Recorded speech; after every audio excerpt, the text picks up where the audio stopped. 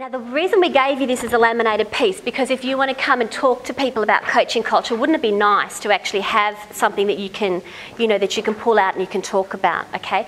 And so I want to give you our framework for introducing coaching culture, and I want to tell you why this framework works across all the organisations that we've worked with, and I want to talk to you about the flexibility of the framework as well.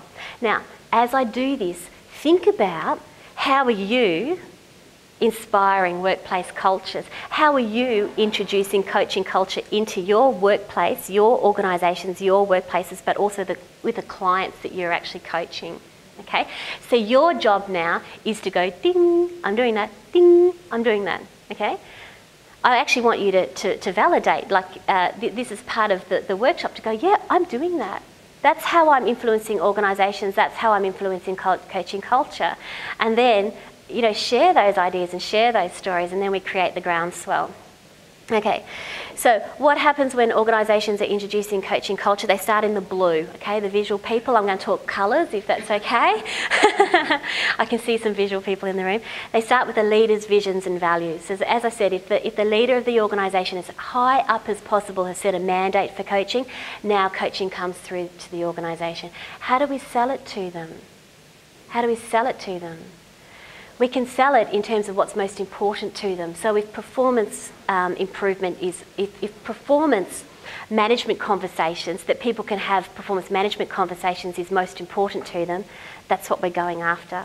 And then we get the case studies that show this is what this organisation, Centrelink for example, did in the era of performance management conversations.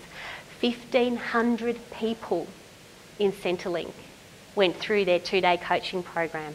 1,500 people. Imagine, do the stats with me, if they coached 10 people in a year, 1 a month. Can you imagine the type of culture that we can now bring through the organisation? So they're the type of, depending on what your manager or your clients like, throw the stats at them if that's important, throw the feelings at them if that's important. Do you know what the average, you won't know, let me tell you, in case you could guess if you like, but let's cut through.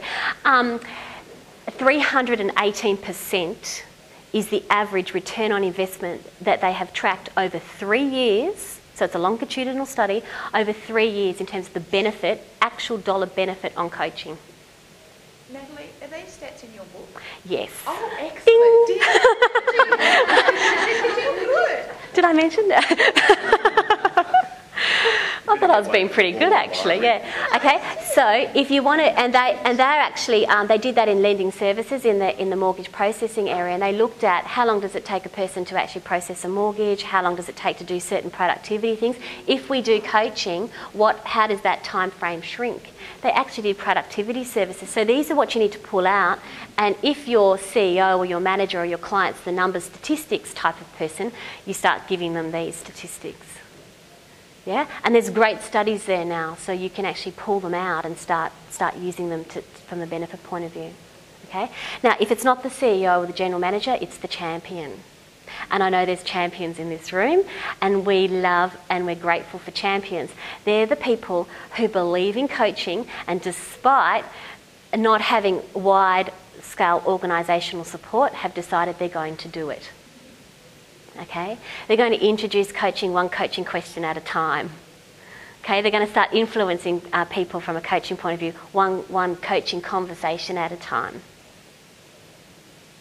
So we have a champion that we can work with. We have, and if you can identify the champions, and there's lots in the room, you get them together, and they start talking about what they're doing, and they share what they're doing. Now there's not only a culture within the organisation, but there's a culture within our industry of champions.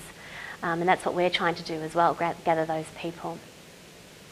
So the blue goes into the pink, which is the organisational strategy. This is the best case scenario. Okay, I'm talking beautiful. Here's one I prepared earlier. I'm talking ADP Employer Services, I'm talking National Australia Bank, and I'm talking Centrelink. Okay, beautiful. From the top, business case, let's cascade it down. Okay, and Sangeeta Pilger, who's a very close colleague of mine, wrote the business case for the Centrelink case study. They had to have the ministerial support, etc., etc., etc. She took ages, and like 18 months to get that through. So the thing about coaching culture, 2 things. It changes all the time, and it can take a long time, but it's culture. So that's what we're trying to build, isn't it? As people come and go, the culture will change. So it's linked to organisational strategy. Then you get departmental implementation. So maybe you're working in green. Maybe you're working with a department, the lending services division, or the IT part. And for me, it doesn't matter, really. If you're working with a department, that's fantastic. Do the best you can in that area and introduce coaching culture within that department.